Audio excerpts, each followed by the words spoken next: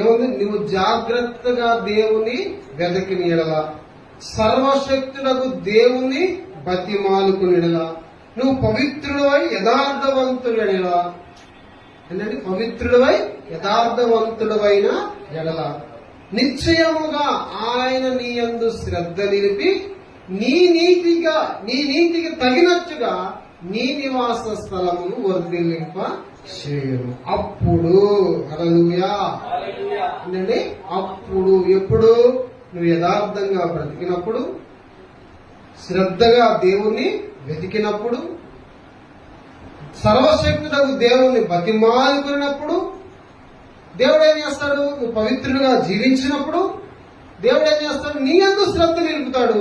నీ నీతికి తగినట్లుగా, నీ పరిశుద్ధుకు తగినట్లుగా దేవుడు నీ నివాస స్థలమును వర్ధిల్లింప చేసి, అప్పుడు నీ స్థితి మొదలుగా కొద్దిగా నేను తుదికి నిన్ను దేవుడు మహాభివృద్ధికి వారసులుగా లేక మహాభివృద్ధి కలుగు చేస్తాడు.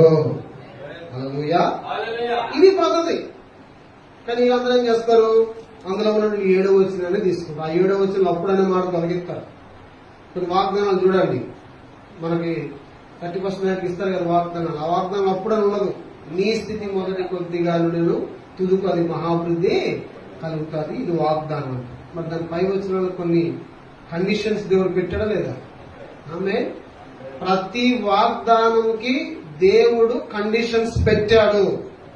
ఆ కండిషన్స్ పాటిస్తేనే ఆ వాగ్దానం నీ జీవితం నెరవేరుతుంది.